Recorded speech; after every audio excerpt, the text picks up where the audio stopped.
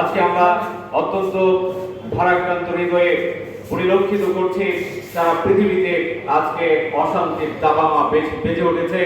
আজকে দেখা যাচ্ছে জোরজার মূল্যকার সেই প্রাচীন এক পদ্ধতি আবার আমাদের এই সভ্য পৃথিবীতে আপনার পায়ে মাথা চারা দিয়ে উঠেছে।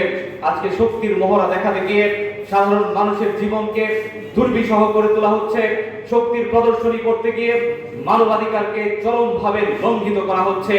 পৃথিবীতে মানবাধিকার বলে যারা চিল্লাতো, যারা মানুষের অধিকার নিয়ে নানা ধরনের স্লোগান তুলেছে, আজকে এটা পরীক্ষিত বাস্তবতা প্রমাণিত হয়েছে যে তারা শুধুমাত্র মানবাধিকারের এই কথাকে মানুষের অধিকারকে লুণ্ঠন করার একটা মাধ্যম হিসেবে ব্যবহার করেছে।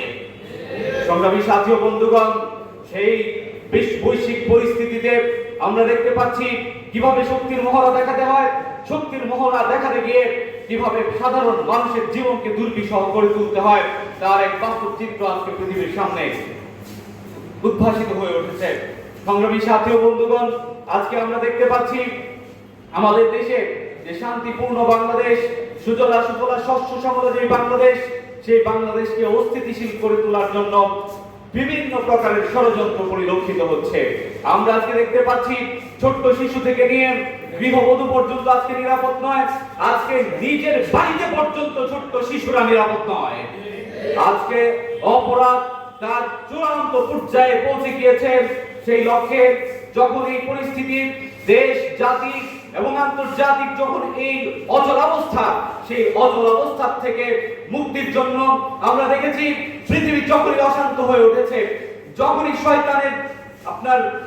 শয়তানের কার্যক্রম বৃদ্ধি পেয়েছে, তখনই আল্লাহ পাক রব্বুল আলামিন রহমত স্বরূপ আম্বিয়া আলাইহিস সালামদেরকে রহমত স্বরূপ আসমানি ব্যবস্থাকে এই পৃথিবীতে প্রেরণ করেছেন।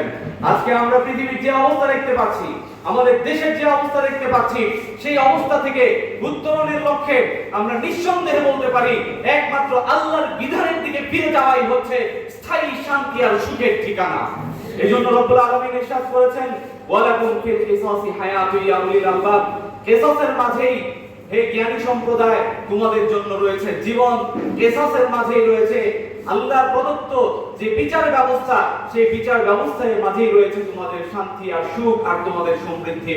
এজন্য মুহতারাম হাজিরিন, বাংলাদেশ খেলাফত ছাত্র মজলিস সেই কথাই বলে আল্লাহর বিধানকে বাস্তবায়ন করা, আল্লাহর একজন পরিপূর্ণ গোলাম হিসেবে নিজের জীবনকে গড়ে তোলা, আমাদের এই সমাজকে একটি আদর্শ ইসলামী সমাজ হিসেবে গড়ে তোলার মাধ্যমে ধর্ম বর্ণ সকল মানুষের শান্তি, নিরাপত্তা, উন্নতি, অগ্রগতি নিশ্চিত করার লক্ষ্যে তারা কাজ করে যাবে। বাংলাদেশ খেলাফত ছাত্র মজলিসের সকল পর্যায়ে দায়িত্বশীল বৃন্দ নিজেদেরকে যোগ্য করে গড়ে তুলবে। ভ্রাতৃপ্রতিম সংগঠনের সাথে ভ্রাতৃত্বপূর্ণ সম্পর্ক গড়ে তোলার মাধ্যমে একটি ইস্পাত কঠিন দৃঢ় ঐক্যবদ্ধ নেতৃত্বনা গড়ে তুলবে। মানুষের আশা আকাঙ্ক্ষা শান্তি সুখ নিরাপত্তার জন্য নিজেরা পাহারাদার হিসেবে দায়িত্ব পালন করবে। সেই আশা, সেই প্রত্যাশা ব্যক্ত করে আমি আমার সংক্ষিপ্ত বক্তব্য এখানে শেষ করছি। নাসরুম মিনাল্লাহ ওয়া ফাতহুন কারীম ওয়া বাশশিরিল মুমিনিন। আসসালামু